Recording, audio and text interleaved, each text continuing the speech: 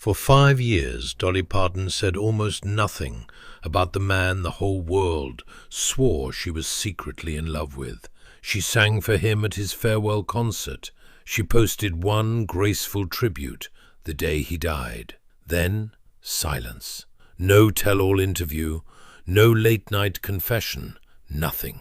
But everything changed after March of 2025, when Dolly lost someone even closer than Kenny Rogers, her husband of nearly 60 years, a man most of America never even saw a photograph of. Only after burying Carl Dean did Dolly finally say out loud what she'd kept locked away about Kenny for half a decade. The real nature of a friendship so intense that even Kenny's own wife once admitted she wasn't entirely sure nothing ever happened. What Dolly said next surprised everyone who thought they already knew this story. To understand why that silence mattered so much, you have to go back to where Dolly Parton's whole story began. Locust Ridge, Tennessee, January the 19th, 1946. She was the fourth of 12 children born to a tobacco farmer and a stay-at-home mother. Dolly has said it plainly. There wasn't a single luxury in that house, only love, and there was plenty of that to go around. As one of the older children, she was handed responsibility early. Her mother would simply tell her, "This one's your baby," and Dolly would be up in the middle of the night, feeding and rocking an infant that wasn't hers to raise.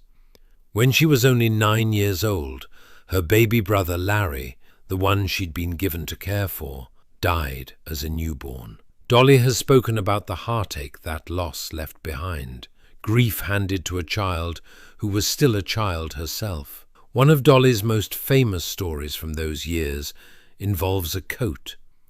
Her mother sewed her a jacket out of scraps of leftover fabric, rags really, stitched together with whatever colors were on hand, and Dolly loved it more than anything she owned, because her mother had made it with her own 2 hands, out of love. The other kids at school saw it differently.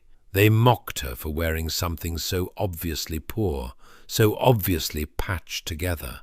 Dolly wore it anyway. Years later, she turned that exact memory into Coat of Many Colors, one of the most beloved songs of her entire career, transforming a childhood humiliation into one of country music's most tender anthems about a mother's love outweighing anyone else's judgment. Music became her escape and her calling, almost from the moment she could talk. Her mother sang the old Appalachian ballads to her constantly, and by the time Dolly was old enough to hold a guitar, she was performing on local radio and television.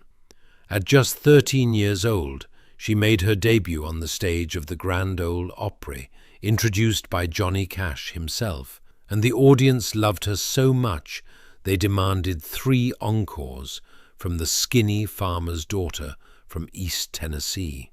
After high school, she moved straight to Nashville to chase the dream for real, and nearly starved doing it. She's joked more than once about surviving on soup made from stolen ketchup and mustard packets during those lean early years, the kind of dark humor that would become her trademark for the rest of her life. There's an irony almost nobody mentions when they tell Dolly's story. Her own high school yearbook reportedly voted her least likely to succeed, a title that looks almost absurd once you know she'd already sung with Johnny Cash on the Opry stage before she'd even graduated. It's the kind of detail that only makes sense in hindsight, a reminder that the people closest to a story rarely see it coming. Her big break came in 1967, replacing singer Norma Jean on the Porter Wagoner Show. The first night did not go well. The audience booed, wanting Norma Jean back, and it took real convincing from Porter to win the crowd over to this odd, high-voiced newcomer. But once they clicked, the songs poured out of Dolly faster than she could find paper to write them on. Legend has it she scribbled "Coat of Many Colors" on the back of Porter's dry cleaning ticket on a tour bus somewhere between towns. Eventually, though, she outgrew him, and rather than simply walk away, she wrote him a song to say goodbye in person, sat him down in his office, and played him "I Will Always Love You" for the first time. Porter didn't take the split well. He sued her for $3 million over the broken partnership, and they settled for $1 million, a debt that took Dolly years to pay off. But time healed it. She was one of the last people at his bedside before he died, and she said she told him, in those final days, how grateful she was that they'd found their way back to friendship. That same restless, protective loyalty defined nearly every close relationship in Dolly's life, including the one with Carl Dean, the man she married and kept almost entirely out of the public eye for 6 decades. She met him her very first day in Nashville, 1964, at the wishy-washy laundromat, when he was 22 and driving by in his truck. He called out that she'd get sunburned standing there, and by her own account, what struck her most wasn't a pickup line. It was that he actually looked at her face while they talked, something she said almost nobody bothered to do. They married 2 years later, on Memorial Day, 1966, and Carl made a decision early on that shaped their entire marriage. He would stay almost completely out of the spotlight, skipping award shows, avoiding photographs, letting Dolly's fame exist in one world while their real life stayed in another. For years, rumors swirled that Carl Dean didn't even exist, that Dolly had invented him. She used to joke she wished he'd pose for one magazine cover, so people could at least know I'm not married to a wart or something. He inspired some of her most famous songs without most fans ever realizing it. Jolene, written about a real red-haired bank teller who'd taken a little too much interest in Carl early in their marriage, and From Here to the Moon and Back, a love song built entirely around him. It was against that backdrop of a quiet, guarded marriage that Dolly's friendship with Kenny Rogers became one of the most talked-about relationships in country music history. Kenny himself came from Houston, Texas, and had lived an entire musical life before he and Dolly ever crossed paths. A jazz bassist, a psychedelic rock frontman, and finally, a country crossover star with hits like Lucille, Lady, and The Gambler, a song so iconic it later spawned a whole series of television movies with Kenny in the starring role. By the time he met Dolly, he'd already been married 3 times, and he would go on to marry a 5th time, to Wanda Miller in 1997, a marriage that lasted the rest of his life. Over 6 decades, Kenny sold more than 100 million records worldwide and was eventually inducted into the Country Music Hall of Fame in 2013. The two met in the late 1970s, and by 1983 had recorded Islands in the Stream, a song Kenny reportedly didn't even like at first, until he heard how their voices locked together. It became the #1 duet of all time, according to CMT, and the chemistry between them on stage was undeniable enough that speculation about a real romance followed them for decades. By then, Dolly's own career had already exploded well beyond country music. 25 of her songs had reached #1 on the Billboard country charts. She'd go on to win 9 Grammy Awards, 3 American Music Awards, 7 Academy of Country Music Awards, and 2 Oscar nominations, making her one of only a handful of performers in history to be nominated by all 4 major American entertainment award bodies: the Emmys, the Grammys, the Oscars, and the Tonys.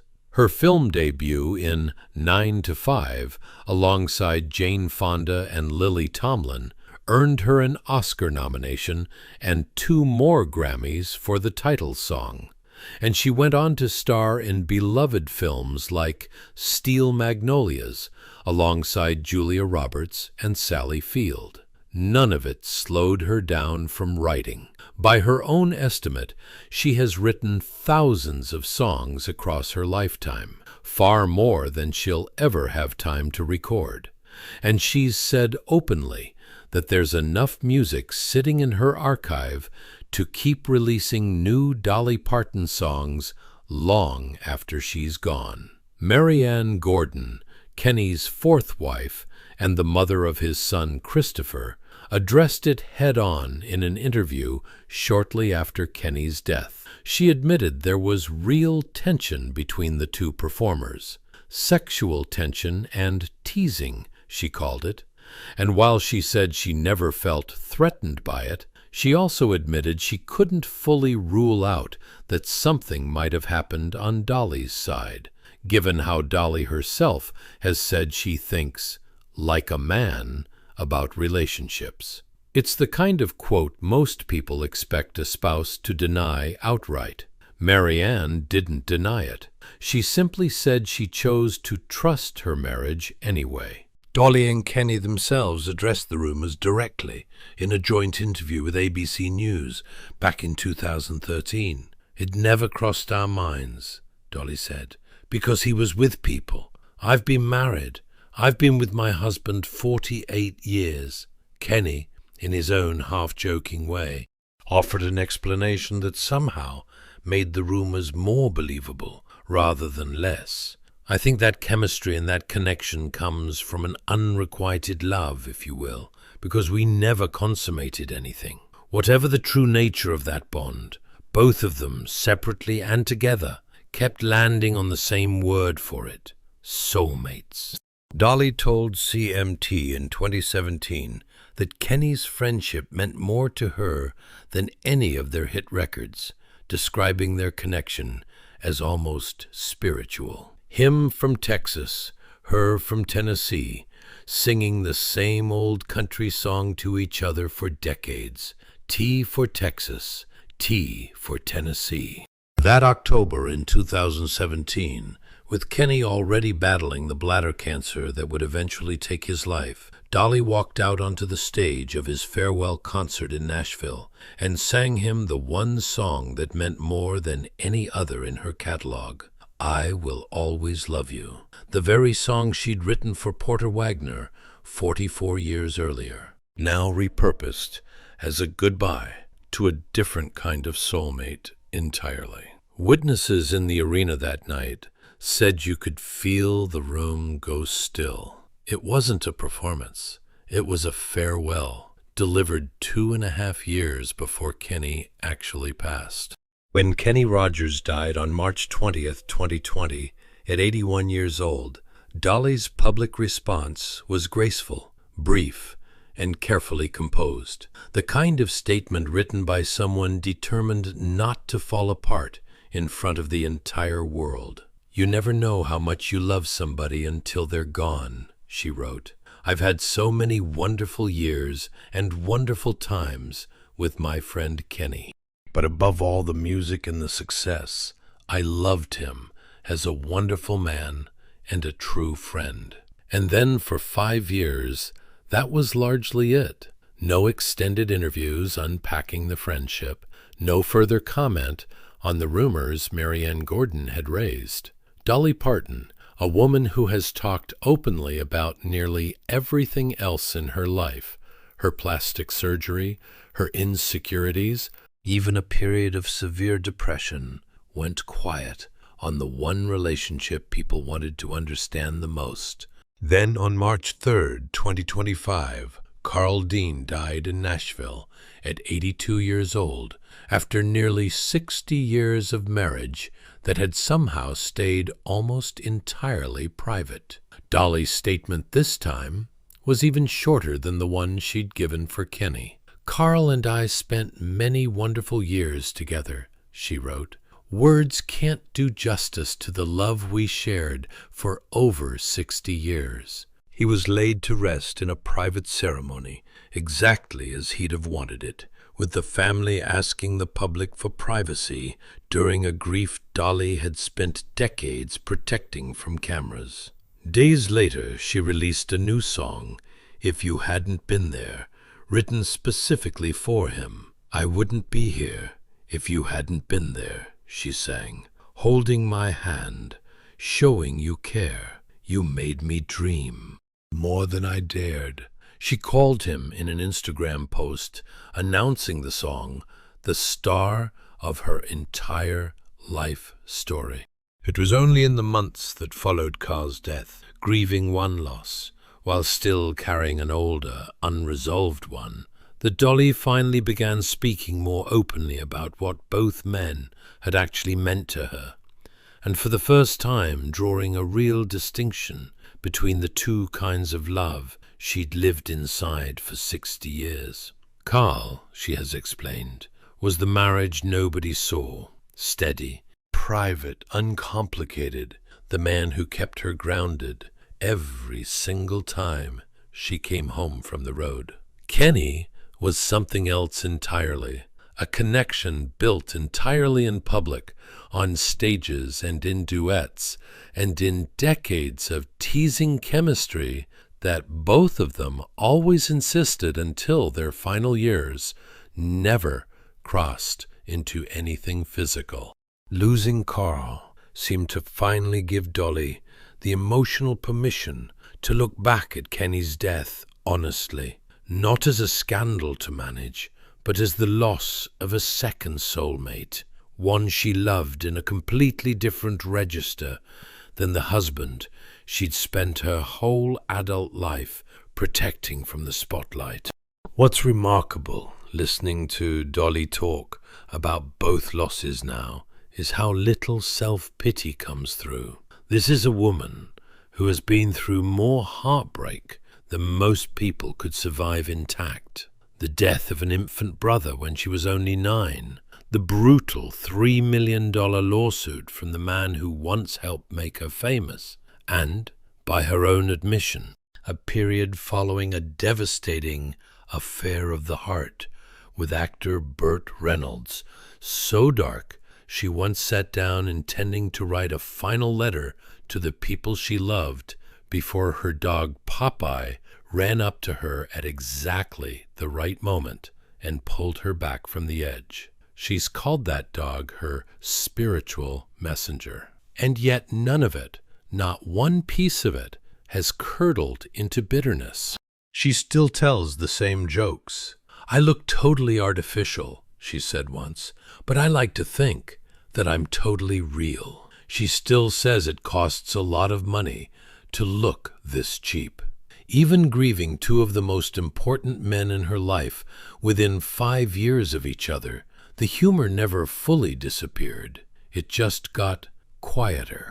That resilience shows up everywhere in what Dolly built while she was living through all of it. Dollywood, the theme park she opened in 1986 near the Smoky Mountains that shaped her childhood, now welcomes over 3 million visitors a year and employs around 4,000 people, many of them from the same kind of poverty Dolly grew up in. It's home to the country's largest sanctuary for bald eagles that can't be released into the wild, and it was the first theme park in the world to build a dedicated calming room for children with autism, a detail almost nobody expects from a roller coaster park, and one that says more about who Dolly actually is than any headline ever could. Her Imagination Library, founded in 1995